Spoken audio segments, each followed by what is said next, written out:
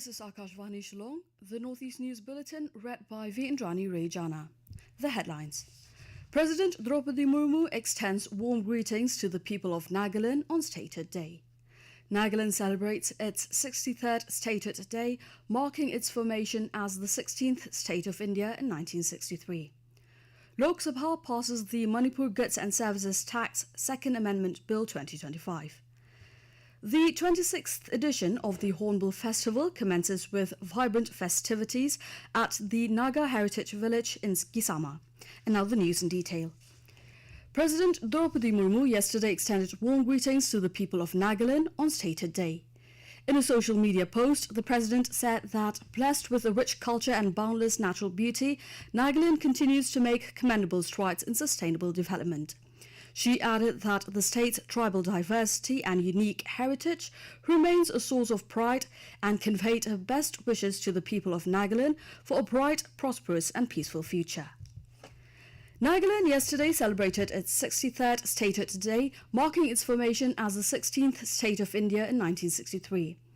Addressing the state-level celebration at Kohima, Chief Minister Neiphu Rio paid tribute to the pioneers and leaders who safeguarded Naga identity and worked towards a brighter future.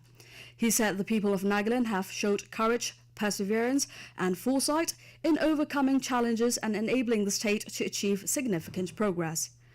Reiterating his appeal for an earlier resolution of the Naga political issue, the Chief Minister urged all Naga political groups, the Government of India and all stakeholders to respond to the people's desire for an honourable, acceptable and inclusive settlement without further delay. Highlighting key achievements, Mr. Rio announced that 31 multidisciplinary indoor stadiums and 28 futsal grounds have been sanctioned across districts. The Lok Sabha yesterday passed the Manipur Goods and Services Tax Second Amendment Bill 2025. The bill seeks to amend the Manipur Goods and Services Tax Act 2017. Union Finance Minister Nirmala Sitharaman has introduced the bill in order to have Manipur's GST regulation to be in line with the centre's new GST slabs.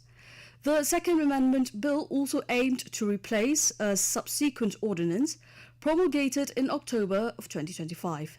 It seeks to implement further decisions of the GST Council, including a plan to consolidate existing GST rates into two main slabs of 5% and 18%. The Lok Sabha previously passed the Manipur Goods and Services Tax Amendment Bill 2025 in August this year to replace an earlier ordinance. The 56th GST Council, comprising the centre and states, had decided to rationalise GST rates on about 375 items by merging the 5, 12, 18 and 28% slabs into two slabs of 5 and 18%. As part of the Audit Week 2025 outreach programme, a Pension and Provident Fund Adalat was organised yesterday at the Office of the Principal Accountant General, Audit and Entitlement, Meghalaya, marking a significant step towards resolving long-pending pension and provident fund cases affecting numerous stakeholders across the state. The Adalat served as a dedicated platform for drawing and disbursing officers, departmental representatives and district-level officials to collaboratively address systemic delays hindering the timely settlement of Provident Fund claims. L. Hansing, Principal Accountant General of Meghalaya, who inaugurated the Adalat, emphasized the critical importance of the initiative. The 26th edition of the Hornbill Festival commenced with vibrant festivities at the Naga Heritage Village in Kisama yesterday. The 10-day festival officially opened with the sounding of the traditional gong by Chief Host Nagaland Governor Ajay Kumar Bhalla and Host Chief Minister Neiphu Rio. The event drew prominent dignitaries, including the Ambassador of France, Thierry Matou, Ambassador of Ireland, Kevin Kelly, Ambassador of Switzerland, Maya Tisafi, Austrian Trade Commissioner Hans-Jörg Nagel, British Deputy High Commissioner Andrew Fleming, and Business Head Mia Baitanishk Shyamala Ramanan as honoured guests. Addressing the inaugural event, Governor Bhalla highlighted Hornbill Festival as a powerful symbol of the state's rich cultural heritage and collective resilience. In Manipur, the high-level state-level and district-level committees was formed to strengthen the ongoing efforts for the rehabilitation and resettlement of internally displaced persons in the state. The decision to constitute the committees has been taken to ensure a coordinated, responsive and people-centered approach to restoring stability and supporting affected families. The state-level committee, chaired by the Chief Secretary, comprises the Commissioners of Finance, Home and Rural Development and Panchayati Raj, with the Special or Additional Secretary of Home serving as convener.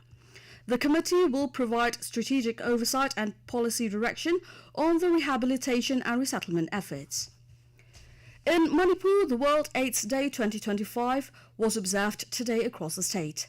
The state-level observation was held at the Auditorium Hall of Manipur State Film Development Society (MSFDS) in Impal and organised by the Manipur State AIDS Control Society. The observation was also held at different district headquarters of Manipur today, in which experts delivered speeches on HIV/AIDS and its preventive measures. In the state-level observation, the Commissioner of Health and Family Welfare, Government of Manipur, Sumant Singh, highlighted the collected efforts to control HIV/AIDS in Manipur. He also spoke about the measures taken up by the government to create awareness on HIV/AIDS. The Director of Manipur Health Services Department, project directors of Manipur AIDS Control Society, representatives of NGOs and others attended the observation. Nagaland joined the global community yesterday in observing the World AIDS Day under the theme Overcoming Disruption, Transforming the AIDS Response.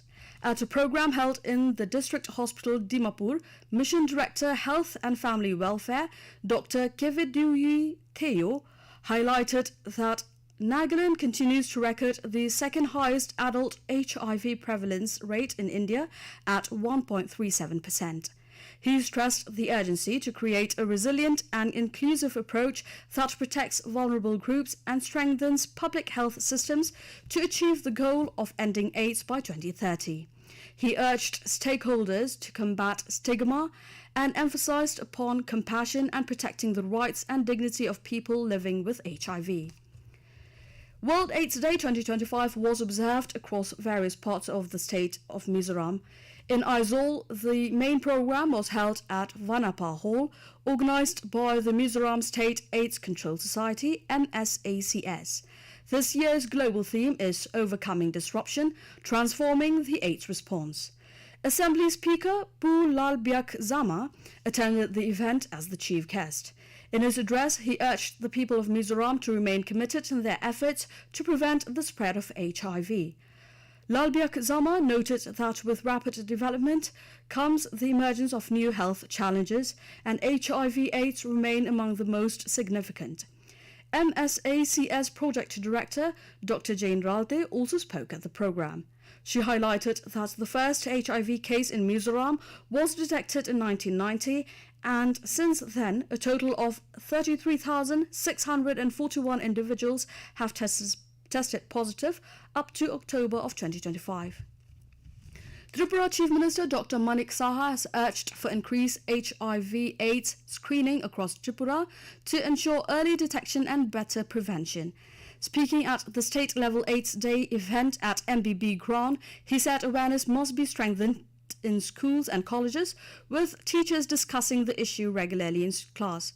The CM said HIV cannot be cured once contracted, but modern treatment can keep the viral load low, allowing patients to live normal lives. Tripura State AIDS Control Society has been recognized nationally for good performance in HIV control efforts. Dr. Saha informed that as of October 2025, Tripura has 6,417 HIV cases, including 1,222 women, 5,189 men, and 6 transgender persons. He added that 63% of the infected are youth, and the government is providing 2,000 monthly assistance to patients. The program on the final day of the first Northeast India Organic Week and the 4th IFOAM World Organic Youth Summit was held yesterday in the presence of Chief Minister of Meghalaya Conrad K. Sangma in Shillong. The event marked the culmination of a 4-day international gathering that brought together global buyers, organic experts, youth delegates, farmer groups, and key stakeholders from across the region and abroad.